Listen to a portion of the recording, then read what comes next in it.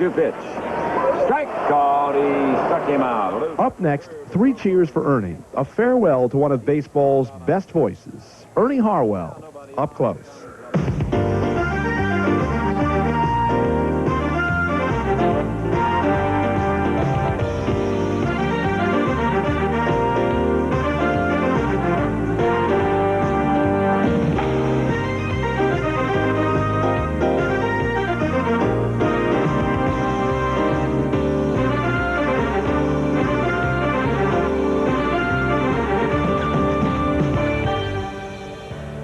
If you wondered what all the fuss was about a few years ago when Ernie Harwell was unceremoniously and thankfully temporarily dismissed as the voice of the Detroit Tigers, well then, you never heard Ernie, or you don't understand baseball, or you do not own a heart.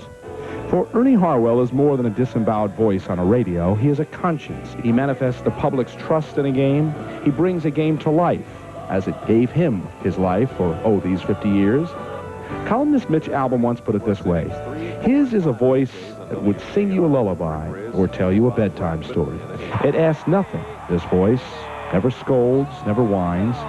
It is the way the game would sound if only the game would talk.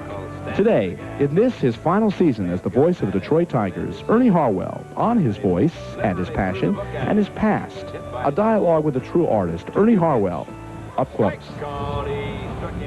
And we use that term artist in the truest sense of the word, a multifaceted man. Just listen to some of Ernie Harwell's resume. First of all, he sold his first Sporting News writing piece the day Sparky Anderson was born. Let's start with that. Once shot a hole-in-one. Was Margaret Mitchell's paperboy. Holds a U.S. patent for a can opener. Sang a duet with Pearl Bailey, famous songwriter Ernie is. Had a racehorse named after him. And interviewed Eleanor Roosevelt back in the 40s. That is some resume. Not just a one-dimensional guy, right, Ernie? Well, I don't know. I've been around a while. Let's put it that way, Roy. Let's listen to for the fools, perhaps, or just the unindoctrinated people who don't know who Ernie Harwell is or have never had the pleasure of hearing his voice. Let's take a little sample of what you sound like in a great call, just an average home run hit by Cecil Fielder. Game is scoreless. We're in the opening inning. Now the pitch, he swings, and there's a fly ball hit deep to left. It might be, and it is long gone. A home run for Cecil Fielder in the lower deck. Scoring Mosby ahead of him, and the Tigers take a 2-0 lead. I once asked this of Jim Murray in terms of what makes a great writer. What makes a great call? I think simplicity, brevity, and clarity. And then letting the crowd take over and not gilding the lily too much. Mm-hmm. Knowing when to be silent, of course, is very key. I think Dizzy Gillespie, I was reading a piece the other night saying that the key thing he learned as a musician was knowing when to pause, knowing when to remain silent. Very key. I think that's right, and I think the pause in baseball announcing is very important. The air doesn't have to be filled all the time. You can give the listener a little breathing spell and let him anticipate a little bit. We're going to have a chance to talk at length today about you and your wonderful career, your marvelous career. But before we do that, I want to talk about the very beginnings and the reasons you got into this business. Many people don't know that you came from a very, very troubled beginning in the sense that you grew up in the Depression. Your father was stricken with MS at the age of 6 years old, when you were just 6. And he survived with MS for some 36 years. Although he was stricken heavily, he was paralyzed, he couldn't read a newspaper. But it was his joy and love for listening to the ball game that stayed with you. This was something my father loved, and therefore maybe this is a profession that I'd like to be involved in. I think that's right, and he did love baseball, and I could notice that even if his team, the Atlanta Crackers, were in last place or not in September, and maybe 30 games back, he would look forward to hearing the game on the radio. That was a highlight of his day.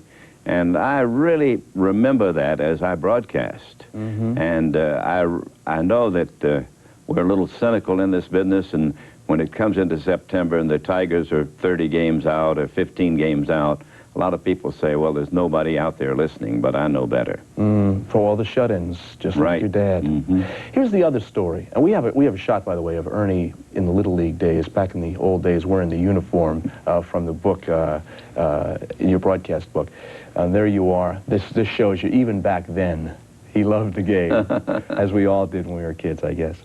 But you grew up in your teenager, just out of your teens, and you're drafted, and you were asked to serve at Saipan, right outside of Micronesia. But at the last minute, fate had it that you were called away.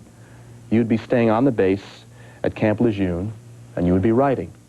Whereas all your buddies were sent to Saipan, and 80% of them died.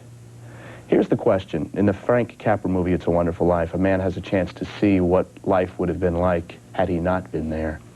Can you speculate, can you reflect what you would have missed knowing what you know now, had you been with those buddies and had you been lost in World War II? I don't know. It's very tough, Roy, to think about those guys, you know, and I was just lucky God had his hand on me. And my wife, Lula, had come up to say goodbye that final weekend, and we were all going overseas on Monday, and on Friday we got this notice from headquarters that they wanted me and another Marine to be pulled out and go over to the base and work on the paper. But all of the things you've done in your life, it's almost as though, I mean, clearly you would think that you were blessed. You were blessed not just from that incident, but blessed from all of the things you've been able to see. To interview Eleanor Roosevelt, and to cover Ty Cobb, and to write a eulogy at Tiger Stadium for Ty Cobb, and then to see this incredible 50 years. What can you say these eyes have seen in the 50 years? They've seen a lot, and I think the real reward has been the love and affection that people give back to guys who are on the radio in a baseball situation, like Vinny and in Los Angeles, and Herb Carneal, and Kenny Coleman, Harry Carey, and Chuck Thompson, all the guys in their region who represent their team. There is sort of an affection that is built up after you're on the air 2 or 3 years. I don't know whether it's because you're good or bad, but it's because you're there. Of course, you talked about Red, and you broke in one of the early days with Red up at Ebbets Field, and people don't know that Ernie called the Bobby Thompson home run for television. People always hear the Russ Hodges call, the most famous call perhaps on radio. Here's Red as reflected by Vin Scully, of course, was very much you know, inspired by Red Barber. Vin Scully talking about the great man that Red Barber was. Vin. Red's impact was immense in the borough of Brooklyn for several reasons. Radio had just come on the scene. In the city of New York, you had a Southerner using Southern expressions which captivated the imagination of the entire city. Red had a particular feeling for the woman in the audience, and he had a great deal to do with the success of Ladies' Day, which disappeared over the years. Red had a very calm Southern persona on the air at all times. But he is a lot more than that. Red was, among other things, well-educated, well-read. Red was a licensed lay preacher. Now, when I knew him, he was licensed in 7 or 8 states to preach in the Episcopal Church. I'm not sure how many more states he eventually became approved, but many, I'm sure. That's part of what he said about Red Barber. But in a word, it was a style. So much of today's broadcasters forced their style. You never did. How do you describe style? Where does it come from? Can you define it in any way? I think style in baseball broadcasting is something that happens. It evolves from your experience and what you do on the air. And I think if you sit down and try to contrive a style, that it won't be successful. A style is something that comes by repetition. You do something one way, and you seem to like it the way you do it. Maybe people out there like it, and you keep on doing it. All the times as I've talked to Vin Scully, he kept repeating the same theme. You can only be one person, yourself. So if you try to take a little here and a little here and a little here, you can be influenced somewhat, but you can only be you. You can only bring that microphone, the one thing that no one else can bring, that's yourself.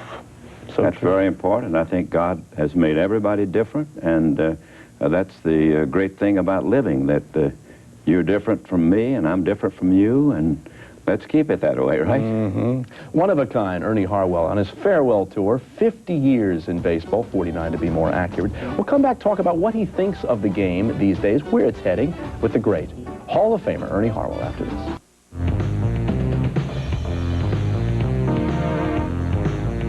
What bothers me about baseball is that it doesn't seem to understand that it has the greatest generation of young players in the first 4 or 5 years of their career that we've seen since the early 1950s, when Hank Aaron, Willie Mays, Mickey Mantle, Roberto Clemente, Frank Robinson, when names like Frank Thomas, Juan Gonzalez, Roberto Alomar, Carlos Baerga, those guys are going to be 3,000 hit, 3,500 hit. In Ken Griffey Jr.'s case, maybe 4,000 hit players. Right.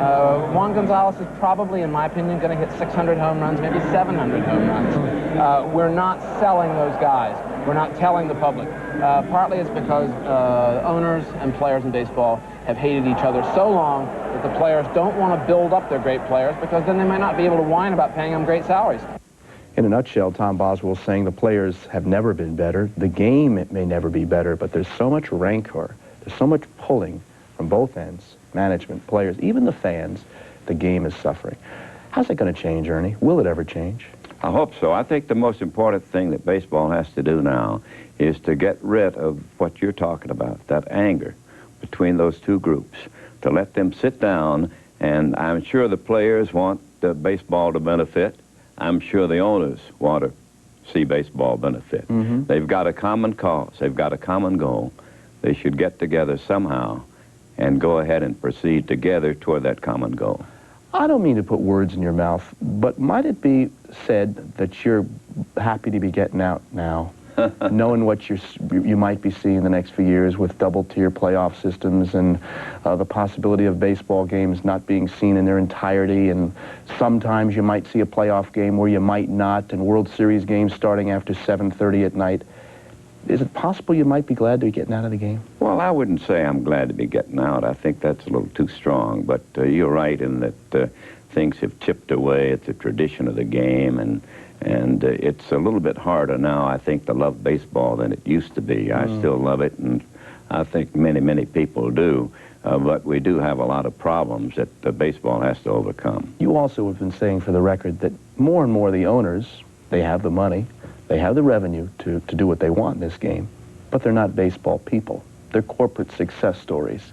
They're not baseball people. We need baseball people back in baseball. I think that's true. I think in the old days we had people like the Griffiths and the Stonehams and the Rickies and people like that who, of course, they wanted to make money. They were in business, too. Oh, yes. And they loved the game, and they had a paternalistic attitude toward the players, a lot more so than the owners do now. And I think that the players, in turn, return that love or affection or whatever it was that the owners gave out to them. And I'd like to see a return of that between the two groups. You had an interesting observation. You're a man, obviously, of great religious passion. You said that baseball is a lot like the church. Well, I think it so? is. It's a lot like the church in this way, that the church is often maligned for things that happen. And the church is blamed for a lot of things. And the church is a survivor. It's survived all these years, and baseball is a survivor. And I think baseball is such a tremendous, great game that no matter what any group does to it, it's going to survive. I asked this of Vin, I'm going to ask it of you. You're a contemporary of Vin, so perhaps you might have similar insights. I said, the innocence seems to be gone. Can you ever recapture innocence once it's lost? I think there's a lot of it left. I really do. I think some of it's gone. I think the fact that the business has gotten bigger. Baseball has always been a business. It's just a bigger business now than it used to be. I remember reading that Fred Pfeffer, the old Chicago pitcher, had the scorecard concession at the ballpark. You know, that was back in the early 1900s. So there's nothing really different. It's just bigger than it used to be. And marketing is such a big part of baseball now, more so than maybe playing the game on the field. So much of your life has been baseball, but so much outside of baseball has been part of your life, too. And we talked about this before. A songwriter, a writer, period, a lyricist. You like the finer things in life. You've also been an inventor. We talked about this from top to bottom. Maybe that sustained you more than anything else, Ernie, the fact that you weren't so self-absorbed where you lost your soul in the game? I think you have to have a little versatility. I think you appreciate baseball more if you're not right in the middle of the forest all the time. You can sit back and look at it more or less from afar, so to speak. And I remember Vinny was talking about Red Barber and his interests. I remember Red used to say that he didn't get involved in the baseball guide and the averages and things like that. He was interested in reading literature and history, and he thought that was really more important to his broadcast maybe than studying the Spalding baseball guide. Let's take a tour, and we're going to do this for the next 2 segments. Reflect just maybe in a paragraph or 2. You used to shag flies with Jackie Robinson. What kind of a man was he? Jackie Robinson, a very intense man, had a terrific temper, great competitor, a great leader, and a terrific ball player, and the ideal choice of Mr. Rickey to break the color line. Was Ty Cobb truly a hated man? He was. He was a very hated man. When he first came up, he had a chip on his shoulder. Great player. There he is, very, very late in his life. I think it was about 1941. Yep, That was at an old-timers game when I introduced him. And he was a mean man, there's no question about that, but his meanness and his focus on being number 1 made him a great player. I think the phrase that you used in this eulogy, and I'm going to go out on the commercial of this, was he was the best in hitting, base stealing, run making, and everything. Cobb's rise to fame in the early 1900s kept step with the progress of baseball as a national spectacle. His dynamic spirit was a symbol for the ever-growing industrial community he represented, Detroit, Michigan. And now here in a baseball stadium with the cheers, the loudest, the longest, for the greatest of all Tigers, let us stand and pay final tribute to the man of the moment, a respectful silence for Ty Cobb. Those are the words of Ernie on Ty Cobb. We'll come back more after this. In his book, Tuned to Baseball, Ernie Harwell recounts and recollects the great people he's known in the game. We're going to do some of that right now, as we did in the last segment. But let's start with Hank Greenberg. I thought, in the short time I knew him, was one of the finest people I've ever known in sports. No question about it. Great personality, very intelligent guy, hard worker, devoted team man. He went into the Army and was released, came back, helped the Tigers win the pennant, then was sent back into the Army and served well, and then became an owner, and just a great all-around person. Man of principle. Baseball could use more of him. Al Kaline.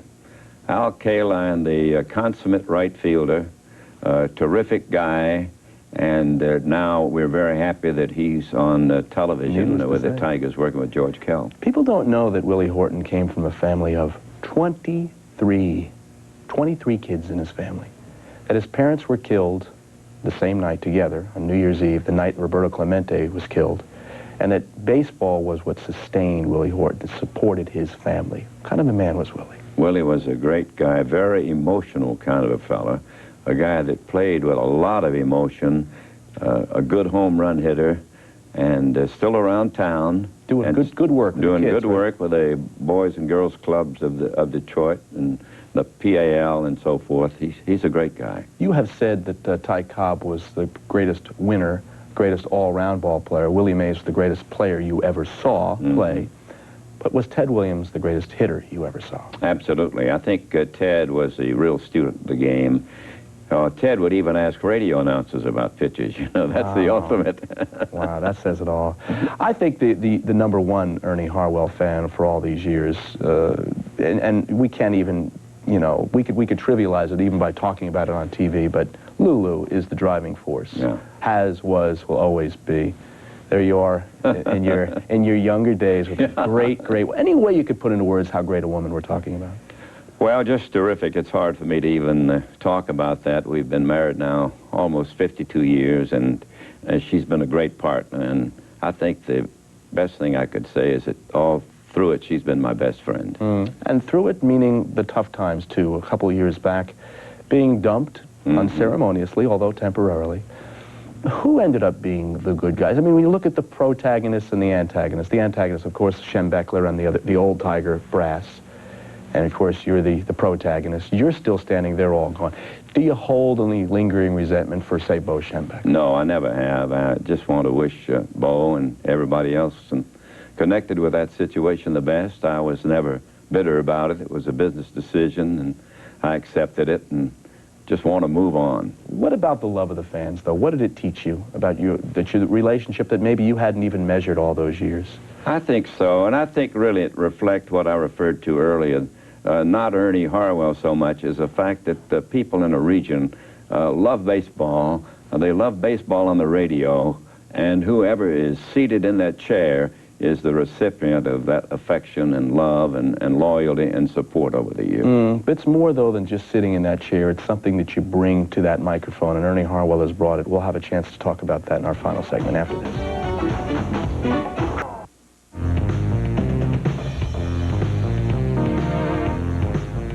The first day of the baseball season, Ernie Harwell begins his broadcasts the same way.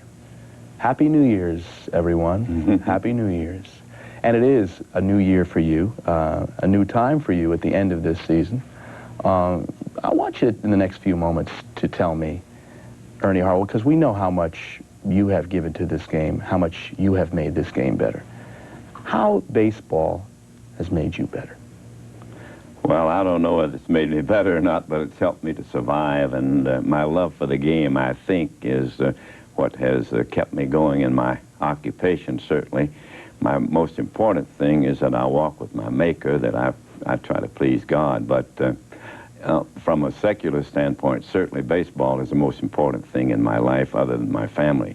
And the fact that baseball has given me a living, it's giving me a chance to go around the world, to meet people, to be friends of guys that I worshiped and wanted to even touch their sleeve, and to have a communication with the fans of America, and especially Detroit, Michigan, and the other places I've worked, like New York and Baltimore. It's just been so rewarding that I thank God that He's given me that blessing. If you had to talk to a tribe, an unindoctrinated tribe in Africa somewhere, or somewhere in a third world nation, say, and you had to define baseball, try to explain it in a paragraph without the technical terms, how would you do it, Ernie? Well, I'd say it's a large part of America, that it's a game, it's a business, it's almost a religion. It's symbolic of America. It's as simple as a ball and bat, and yet it's as complex as the spirit of America. In one word, I think you have embodied the respect the game engenders, both in your broadcasts and reflecting overall in your ethic over the years. That's something that cannot be overemphasized, the respect. I think the game has got to be paramount in any broadcast. The announcer is never any bigger than the game.